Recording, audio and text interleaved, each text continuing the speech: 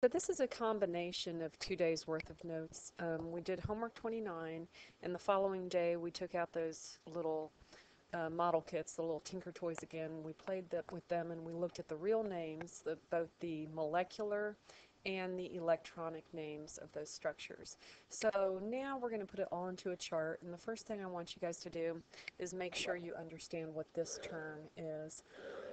It's called VSEPR, even though phonetically that's not what it looks like, but it stands for Valence Shell Electron Pair Repulsion Theory, which essentially says that these electrons, whether they're lone pairs or in bonds or with other atoms, since they're negatively charged, they're going to try and push themselves away from others. They want to be as far apart as possible, so they're going to repel each other. And this is a cute little visual. We see the same thing in cats when they're at the water bowl. But this dictates why we have the structures that we do, why the geometries, the molecules look like the way they do. So what we did with our first lesson is we learned the name of each of these, and we said that if there are two areas of high electron density and no lone pairs, then what that's going to be is a linear shape. That was the molecular structure or geometry of it. So we did that stuff the day before, and remember that the electronic shape is always going to be named after whatever it is that has 0 lone pairs but still has that number of high areas of electron density. So in other words, for 2 areas of electron density, linear is both the electronic and the molecular name for it.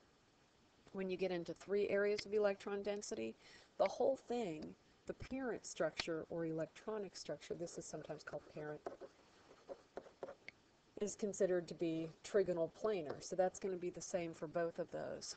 If there are no lone pairs, the molecular structure is trigonal planar, but if one of those 3 areas is a lone pair instead, then it is going to be considered bent.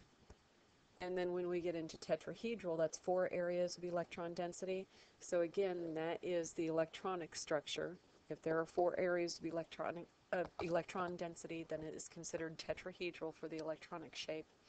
And the molecular structure is going to be, if there's no lone pairs, it's tetrahedral. If there's one of those areas is a lone pair, then it's trigonal pyramidal, excuse me.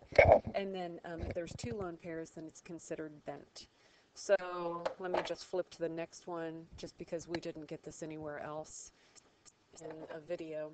So we have the following as well. You can go ahead and stop the video if you need to copy these things down. So now we come back to bond angles. And by the way, this middle column right here, we did not look at that with homework 29. We really just said areas of high electron density. And hey, if one of those is a lone pair, then that was that the third column that we looked at right there. So if you want, you can kind of forget about this and maybe just remember these two. That might be the easiest thing for you, but it's up to you guys on how you learn them. And having the molecules in front of us when we played with those, that really helps to kind of think about it in 3 dimensions. So now we look at our bond angle. Again, you can just stop the video and write these down. But in class, what we did was we took these and showed with the models why they have these angles. The one that you truly have to memorize is a straight tetrahedron, because in that case, you're probably not familiar with the 109.5. There's no time in our lives that we typically look at that angle, but with it being a 3-dimensional tetrahedron, that's the angle that it gives between 2 atoms and the central atom. And then when you have your lone pairs that come off of that, you just end up saying it's going to be less than 109.5, or if you have 2 lone pairs, then it's less than. We're not going to learn the 104s, the 105s, and things like that you might read about if you are more interested. Okay, so there are the values that we need to know.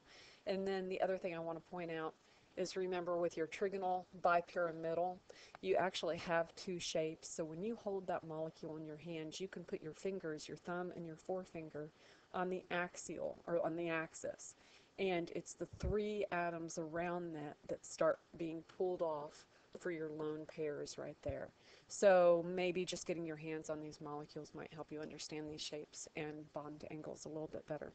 So we're going to come back and do molecular polarity. But before we do, let's do our examples, then we're going to learn the rules about these guys. So the examples, and I've already gone and drawn the Lewis dots for these structures. This is on the back of that chart. If we look at ammonia, we see that there is a lone pair on the central atom. So what you need to be thinking about is there more of a positive or a negative end to this molecule? So maybe we even start off with, way up at the top of your paper, remind yourself of the difference. Up to this point, all we've talked about is bond polarity. That has nothing to do with what we're doing today. Bond polarity, remember on your test what you did was you said in order to figure out if it's ionic, polar covalent, non-polar covalent, you looked at electronegativity differences. Well, today what we want to do is we want to think about molecular polarity. And you have a list of rules that I will go over here in a minute. But for this, we are thinking about mainly about lone pairs. There's some other rules as well. But you're thinking about whether it's a symmetrical molecule or not, if there's a more positive or negative pole to it on one side or the other.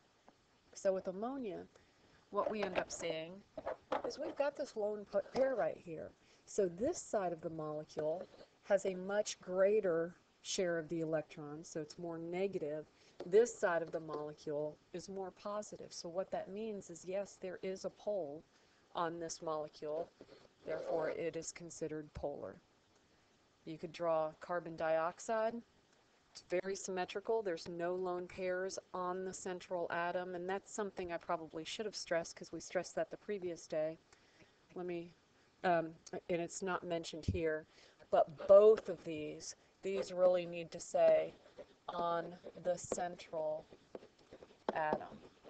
And that's a huge thing that we're thinking about, is just on that central atom. Okay, so going back to our carbon dioxide, there are no lone pairs on the central atom. It looks very symmetrical. It doesn't look like one side of the molecule has a greater share of the electrons than the other. So it becomes nonpolar. I go to methane. Everybody should know methane by now. Very evenly shared. None of the hydrogens have a greater share than the others. So again, there are no poles to this molecule. It is a nonpolar molecule. Well, on this next one, H2CO, we don't have any lone pairs on that central atom, but this guy is way different than the hydrogens. Looks like he's has much greater share of those electrons than the hydrogen, so it's more positively charged on the hydrogen end, more negatively charged on the oxygen end. So therefore, it would be considered polar. So if you draw your Lewis dot structures, you should be able to easily tell whether it's polar or nonpolar. And in our water case, we took a tetrahedron, so the electronic structure of tetrahedral, took two of those atoms off, and got two lone pairs on this. So this side of our molecule has a much greater share of the electrons than this side of the molecule. So again, this one's going to be polar. Okay, remember boron can only accept 6 electrons, no lone pairs. Maybe it'd be better if I drew these a little bit more like that with the 120 angle, but in this case, every side of the molecule is the same, so it's going to be nonpolar. PCl5, so we've got an expanded shell molecule here, and again, it's nonpolar. Everything is, it's equal. We don't have a greater share of the electrons on one side of the molecule than the other. Same with SF6. And then finally, our last one, we have CH3F. Well, we've got this big electron hog right here. So much greater share of the electrons here than on this side of the molecule, so this one would be polar. So now we're going to look at our actual rules. Actually, I changed my mind. Before the rules, I'm going to do one other example here. And I have drawn my Lewis dot structures for these guys. But according to this, If I have these lone pairs on ICl2 -1, and I added these in, you didn't have these written on your paper. So on this one, at first glance, you might think to yourself, ooh, there's all of these lone pairs around the central atom. But if you look at that, that's really not any, you don't have a greater share of electrons on one side of the molecule than the other. So this one is going to be nonpolar, as is this one over here, ICl4, because you've got these two lone pairs on the central atom, but everything else is very symmetrical. So this is nonpolar. So now when we look at our rules tell us that we can determine the polarity of a molecule by following these three rules, and I think they're numbered on your homework. And the first thing says if the central atom has no lone pairs at all and everything around it, all of those atoms are the same, then it is going to be considered nonpolar. So we saw that, and that was what we followed along with our examples. Then if that central atom, again, has no lone pairs, but we saw different atoms attached to it, for example, when we saw the fluorine, the electron hog attached to it, it's a much greater share of electrons there, so that means that it is going to be polar. And then the last one, number 3, says that if the central atom has lone pairs, then it's always going to be polar. Well, we saw that yes, that's the case, except we had 2 examples where it wasn't. So what I would do if I were you guys is I would create a number 4. I think these were numbered 1, 2, and 3. So I would create a number 4 and write yourself a note. Exceptions. And those exceptions, let's go ahead and think about those. Sorry, wrong way. Let's look at these and think about what shape those would be. Here you've got 5 areas of high electron density, so that's going to be your trigonal, bipyramidal for your electronic shape. And then as far as your molecular structure, it is going to be linear. So that one is an exception. And then the other example that we ended up seeing was with the electronic structure of octahedral. And it's octahedral because it's got those 6 areas of high electron density, and 2 of those areas are lone pairs, so that ends up being square planar. So I would write those down, and we can also now go back and fill in our data table. And with these guys, keep in mind what we're going to do here is just molecular polarity based on lone pairs. If you have a different atom around the central atom, it's not necessarily going to follow this. You have to think about your rules. But if there's no lone pairs, those are always going to be nonpolar. And if there are lone pairs, then it's going to be polar. And then, last little bit, nonpolar, polar, and then this is the one that we just did the example for, and we saw that, yeah, there are lone pairs here, but it was an exception, so that ends up being nonpolar. And then this one, nonpolar, polar, and then again, we have one more exception that we showed that example for, which makes it nonpolar. And the very last thing I want to mention, I'm just going to flip ahead to a couple things here. The very last thing is, why do we care? There's a whole lot of reasons why we care about polarity, but one of the biggest things that you guys should take away from this is that like dissolves like. So if we know the polarity of a molecule, let's say you have a stain. If you have a stain that's nonpolar, water's not going to get it out because water is a polar molecule. So oils and stuff, for example, will not come out of a stain or will not get dissolved in a polar substance. That's it.